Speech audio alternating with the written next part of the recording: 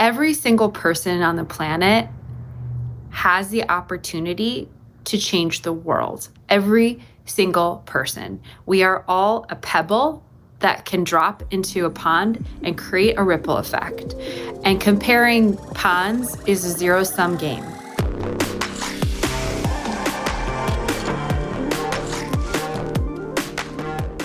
Hi everybody, this is Jason Marc Campbell. Welcome back to the Selling with Love podcast.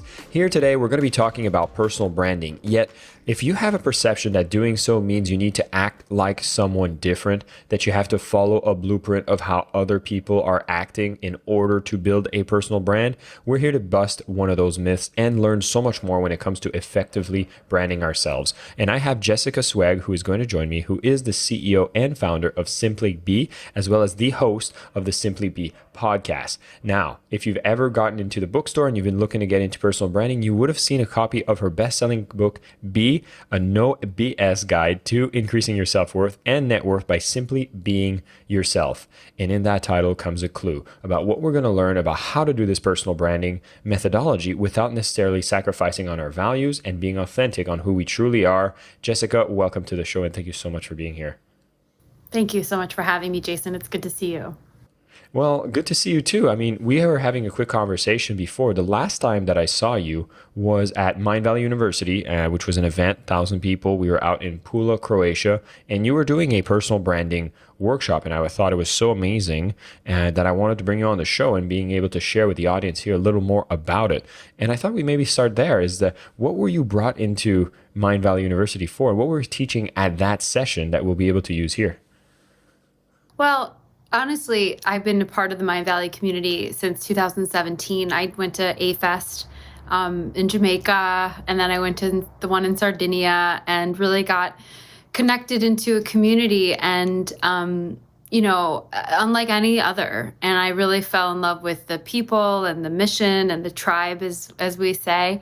And they asked me to come speak as a speaker as part of the Mindvalley University's programming. And it was just such an amazing opportunity. It was, in fact, one of the biggest milestones in my career. I spoke in front of, I think, 400 people in Pula. And it was like, I got a standing ovation. And it was really amazing. It was like 2.5 hour talk, the longest I've ever talked on stage like that. And, really, I remember that it was all about really, I called it personal brand alchemy, which was taking kind of your message, building a strategy based upon that message. And then how do you leverage that message for PR opportunities to truly alchemize your, perception authentically to drive, a new level of success. And so that is what I still do. That's still what I talk about each and every day in my business and in my life and on my platform and on my podcast.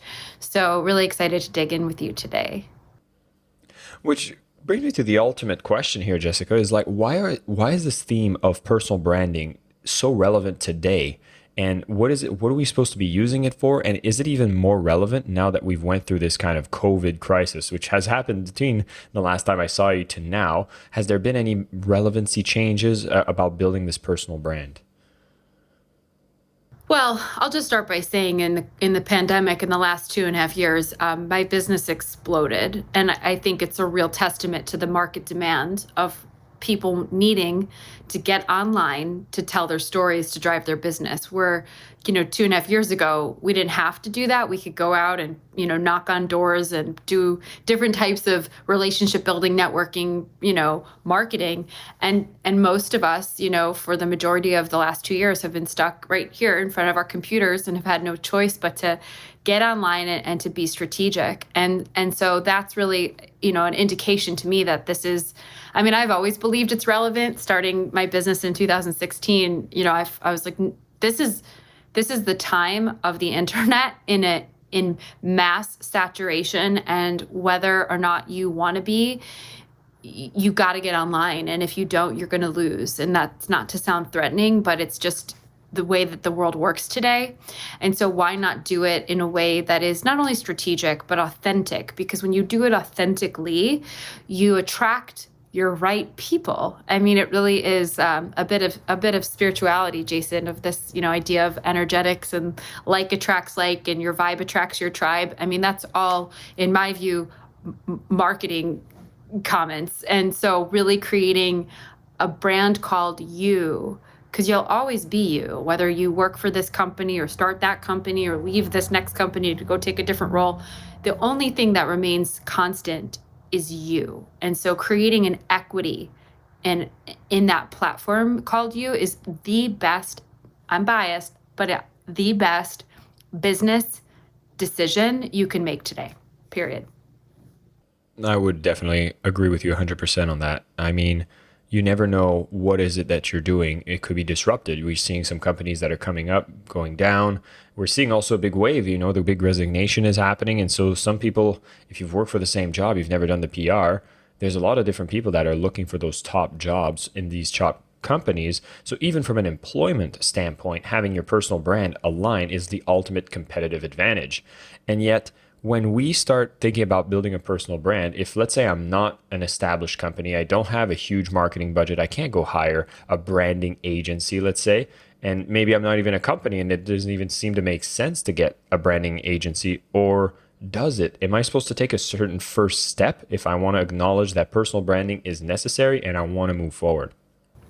Yes. I mean, I believe that at the end of the day, whether you're the CEO of a multi-million-dollar company or you're a solopreneur starting their own, side hustle and trying to turn it into a business, you are the face of your business, and the people that will hire you ultimately, whether again you're the CEO of that company or you're a solopreneur, are going to hire you based on how you make them feel and their emotional affinity for your brand. And in my view, there is no better communicator for that message than the person, the human being, the personal brand who is the face and front lines of that company, or the person themselves who is the company, right? So really taking first the step of acknowledging that this is important and this is a good use of time is one. The second, a lot of people are like, okay, well, I hate social media, or, I don't have time to create a blog and write content all day. Like, fair. Where we look and approach this work from the very beginning starts with the message. And if you can really home in on what your brand message is, that's honestly going to be transformational for you and your customers and clients in the way they receive you, is that clarity and brand story. And I wrote a book and we can talk about it, but I really walk the reader through a very tactical way to do this. Messaging is first. I say that your brand is the what. You have to have that foundationally defined. Strategy is the how you get from where you are to where you want to be, using that brand to power that strategy. And then the execution of that strategy comes in the form of content, podcasts, blogs, videos, social media. And you don't have to be the next, Vishen Lakhiani, let's say, and is like everywhere doing all the things, or, creating tons and tons of self-promotional content, but you do have to be recent. You do have to be relevant and active, and you've got to pick your lanes and stick to the script. And that's really how you grow, and you can really decide what those places are based on who's your client, core customers, where are they spending their time. If you're in lifestyle and coaching and, creative content, Instagram all day, be in Instagram. LinkedIn is a really great place for B2B sales, executives, different types of verticals. Thought leader, the last thing I'll say is this: thought leaders think. That's why they're called thought leaders. And you, I think, want to position yourself as a thought leader. That's really where you can charge more money and have just a bigger stake in the market to become a thought leader. The caveat that I often say is that thought leaders think. That's why they're called thought leaders. They don't just post on social media all day. So really coming up with what's your core content. Core content can be a blog, can be a podcast, can be a book, can be an ebook. Just really taking your customers and clients online deeper into what your POV is also really critical in standing out. Brilliant. I wanted to talk a bit about that gap around, you use the example of Vishen. I'm also thinking people like Joe Rogan, maybe even Elon Musk. They all seem to have these amazing personal brands. Like, you recognize their brand. There's a consistency in who they are and what you expect of them when they show up publicly. Yet I might be looking at this and feeling a little intimidated, if not paralyzed, to even get started, looking at Mm. how big what they've created is, and who am I at the size that I am to start sharing this. And we're also seeing that there's a lot of content appearing everywhere on the internet. And so, what would I do if my mind is kind of paralyzing me, saying, like, oh my God, like, who am I to get started in writing some more or starting another podcast when there's already some huge players in the marketplace? Love this question. So here's the truth about people like that is they all started with zero. At some stage, at some point, they all started from zero. And that's point one. Point two is if you look at Joe Rogan and you look at Elon Musk and you look at Fishin, these are guys that have been doing this in the space of entrepreneurship for decades. And this is all compounded over time. So being intimidated by just the sheer like volume and reach, like none of them were an overnight success. They all really grinded and built it brick by brick, and that's just how it works. I think the third point I want to make, which is probably the most important point, is every single person on the planet has the opportunity to change the world. Every single person. We are all a pebble that can drop into a pond and create a ripple effect. And comparing ponds is a zero-sum game because what Vishen and Elon and what those guys are up to is different than what you're up to. And so focusing on your own gifts, your own lane, your own purpose, that is really the whole point of this thing. And if you get your self stuck on the stuff that everyone else is doing, not to sound, dramatic, but you're not doing what you're here to do on this planet, and you're doing the world a disservice. And if you can really overcome the comparison game, the FOMO game, and take that journey within yourself to really unpack what you're here to do, and then go forth and do it regardless of how quote unquote big it is, that's just vanity metrics really at the end of the day. That's what this whole point of the work is all about, in my view. I absolutely love that. I can't help but think of the journey I kind of went through before I even stepped into my own brand. Like for me, now it's pretty consistent. I'm the Selling with Love guy. I'm writing the book about it. This is the podcast about it. But I'm thinking I had to work at Mindvalley for 7 years, and that message got refined, and I had to kind of do a lot of work. I had some coaches, some supports that kind of gave me a feedback. I was trying to get into some different things, and this is really a kind of a pull that I had throughout this whole journey of trying to define the message, as you mentioned, as being one of the most important things. Is I always had a way where I was like, oh, I want my message to be this because it sounds good, but I didn't really know if it was really what I was or if I was just trying to do like everyone else.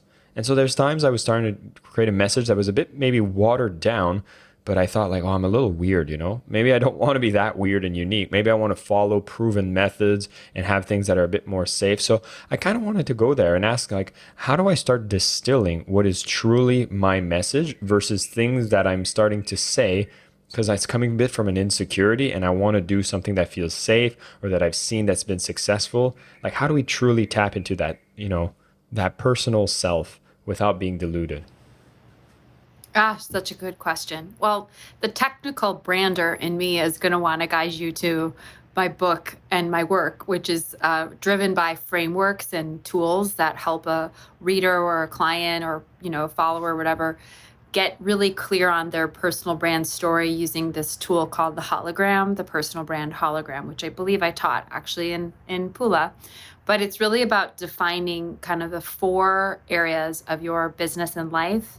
And you only get 4 for a reason, since branding is an exercise in clarity.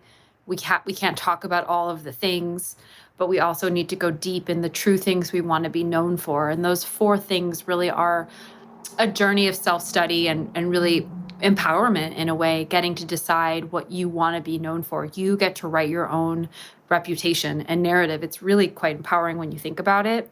But the sort of nuanced part of your question, which I loved, is about owning it, right? And I think that that's such a personal exploration of what I consider embodiment and alignment. You know, I can just speak to my own experience. I'm very woo. I live in the 5D most of the time.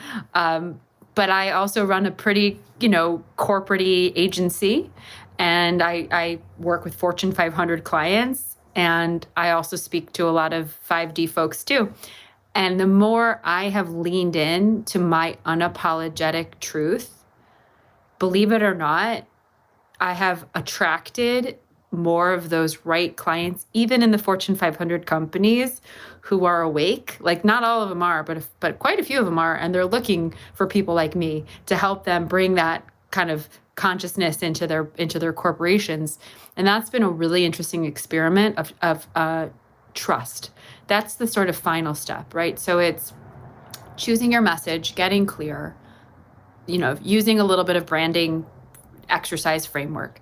The second is feeling into that and really owning and aligning and embodying that.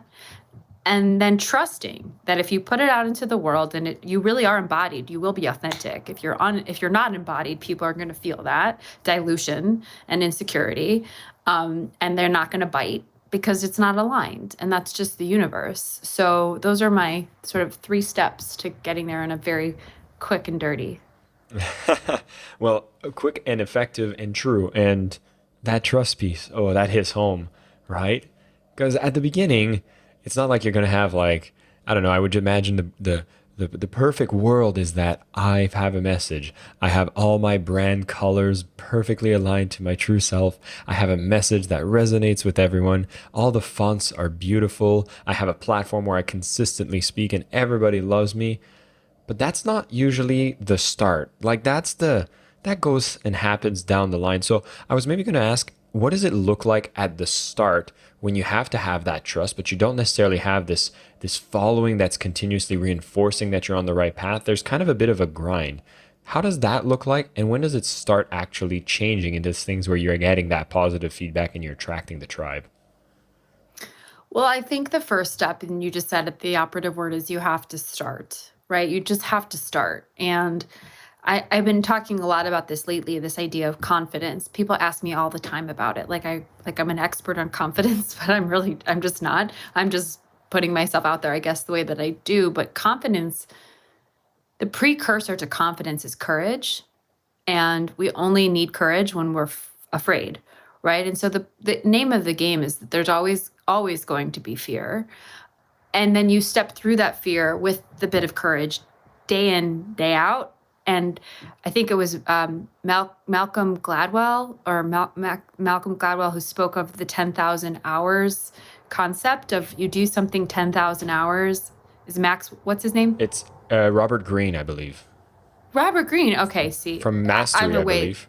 Yeah. Potentially. It's a philosophy that has definitely gone around in the sort of personal and professional growth space. And this concept is you do something 10,000 hours and you can officially call yourself an expert in it.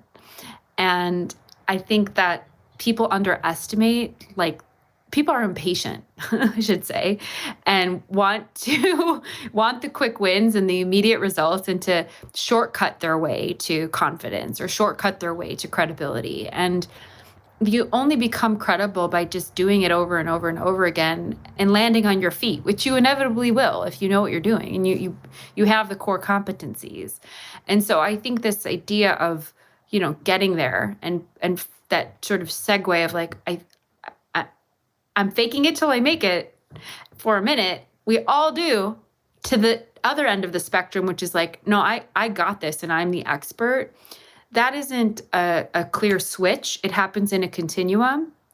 And I really think it's the people who win, if you will, quote unquote, the people who reach the point of expertise or thought leader.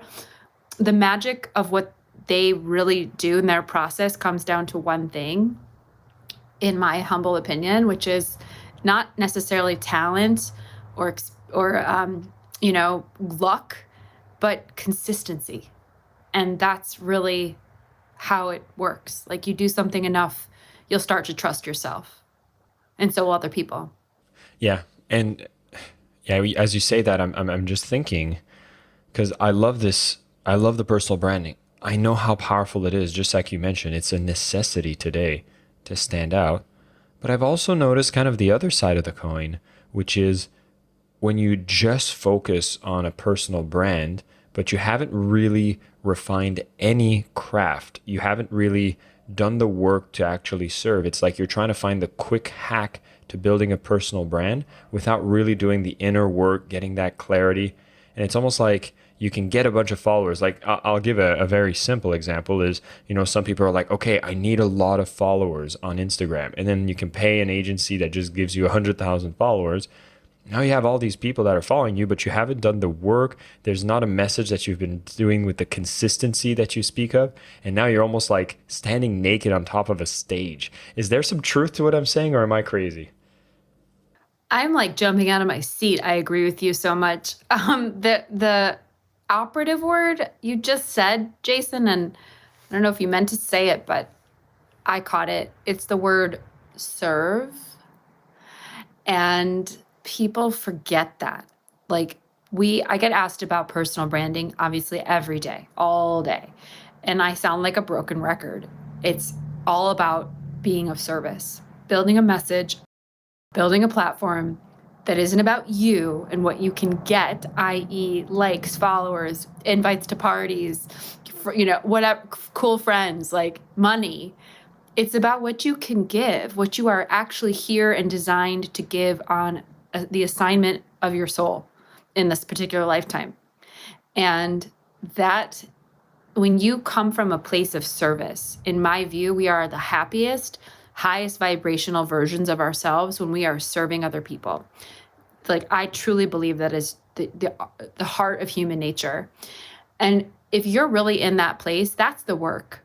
And if you look at the greats like Brene Brown and Oprah Winfrey and Tony Robbins and the biggest thought leaders of our time, none of them got into this game for 1 million followers on Instagram. None of them. They got into this game to seriously disrupt the world with, frankly, more love in their own different modalities.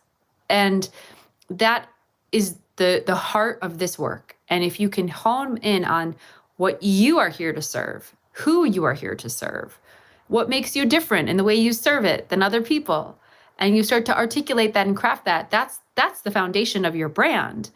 And then all of that other shit's nice to have. If you start to get a lot of followers and you start to get a lot of press hits and podcast downloads, like, that's the nice to have. But the must have is the message, and the message has to be rooted in service for it to be effective.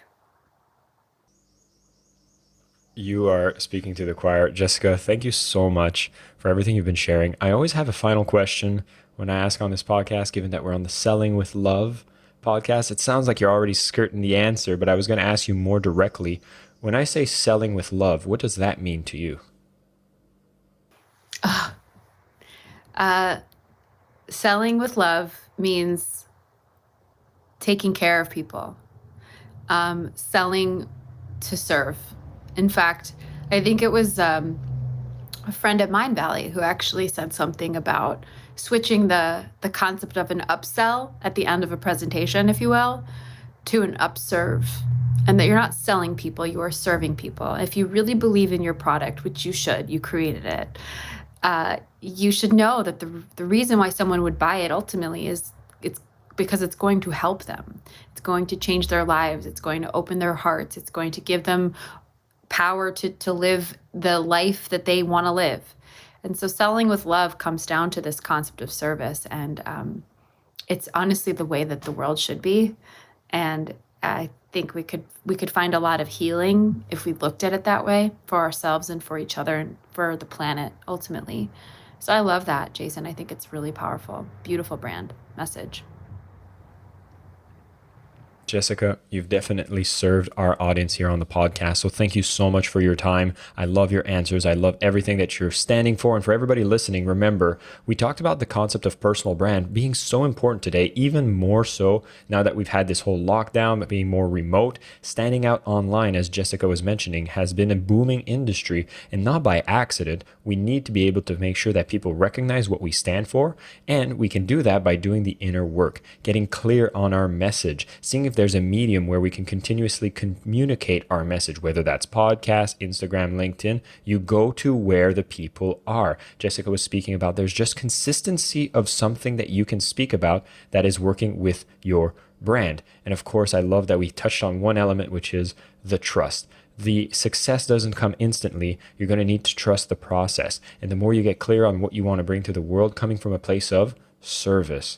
It's not about the likes. It's not about the follows. It's really about that key thing that you want to see change in the world, the impact that you want to make by having your personal brand. It will work with you, alongside you, grow with you. And if you're a little conscious about how that is being perceived, then actually it's going to accelerate your success. But it is not the foundation of your success. The service is. And so, Jessica, thank you for sharing all these insights with us. It was a fantastic episode. And for everybody, tune in. We're going to have some more amazing conversations on the Selling with Love podcast. I am your host, Jason Marc Campbell, and this is the Selling with Love podcast.